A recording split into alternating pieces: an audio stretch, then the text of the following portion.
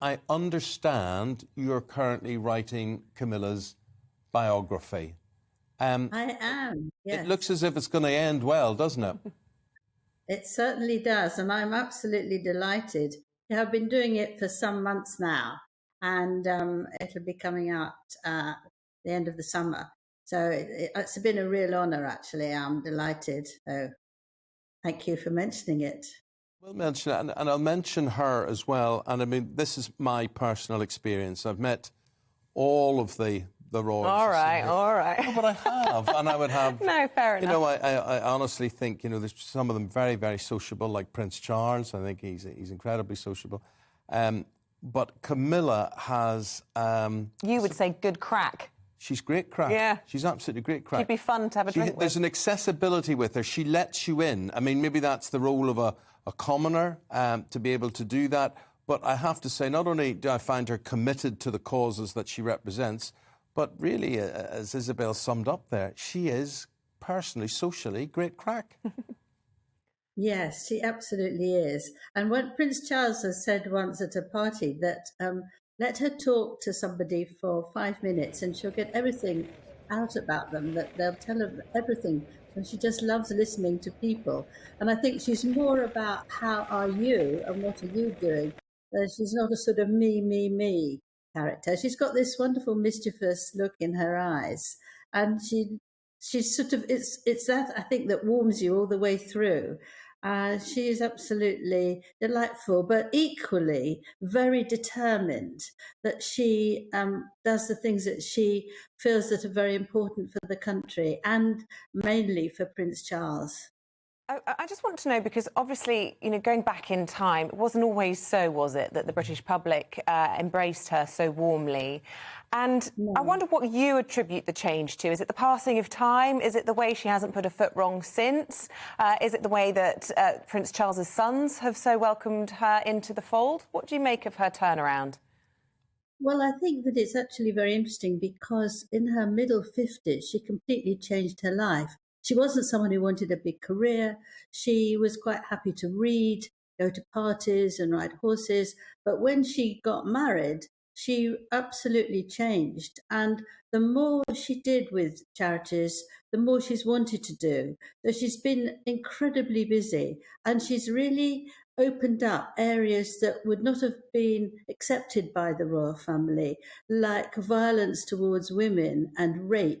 I think they sort of stepped back from that, but she's brought that forward. She's mentioned that. She's worked very hard. Old people, families who've got children who are probably not going to be here in a year or so. And she's been really caring about them. And I think that's what's really worked. And of course, there's this reading, which is very important to her. She's got a book club now, which she set up in the pandemic.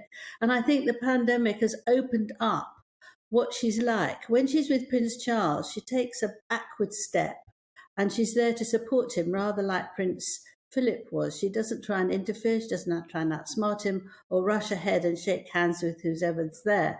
But she has opened up during the pandemic loads and loads of Zoom calls and talked to people, and she's got this great sense of humour, and they have warmed to her. So the public has seen her in a way that they had never seen her before.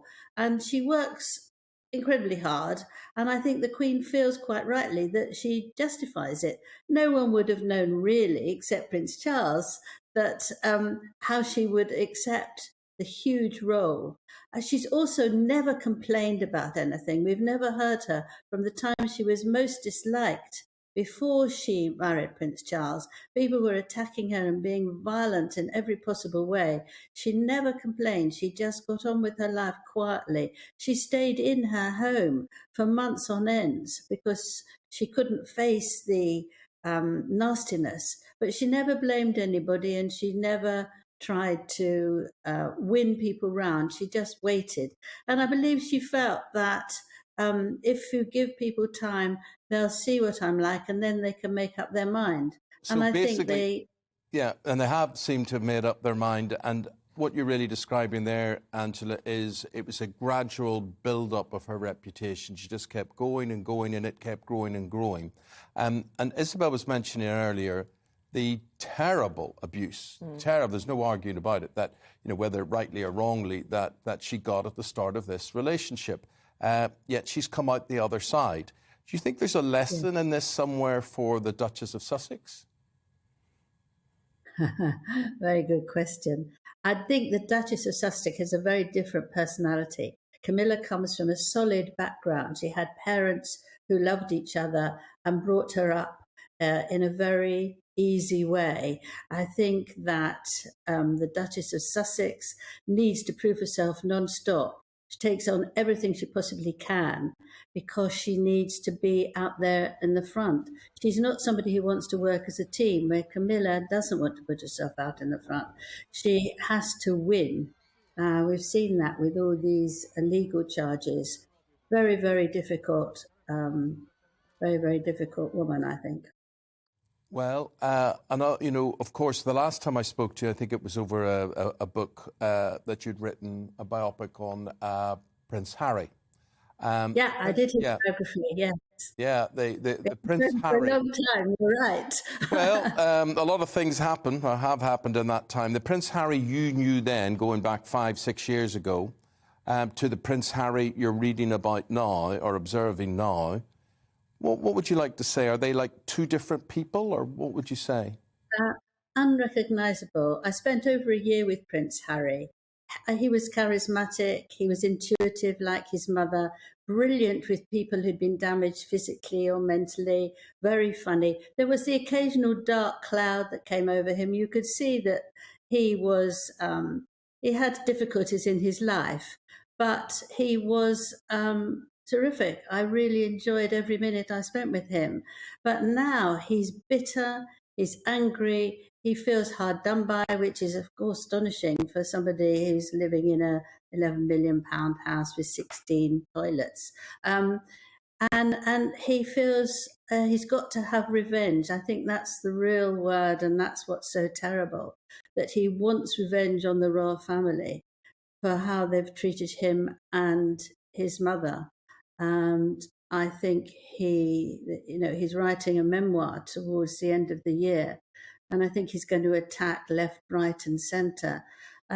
He has also changed what he feels about his father. I remember when Prince Harry was doing on the Today programme, guest editor of the Today programme, he could have several people along who he wanted to talk to, which he did, about various issues that he cared about.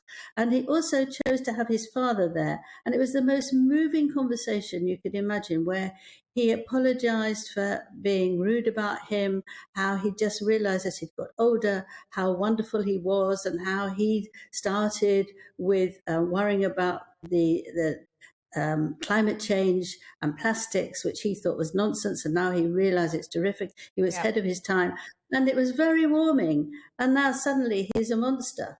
You know, he just doesn't like his father and do anything to try and upset him, which of course Angela, he's succeeding in.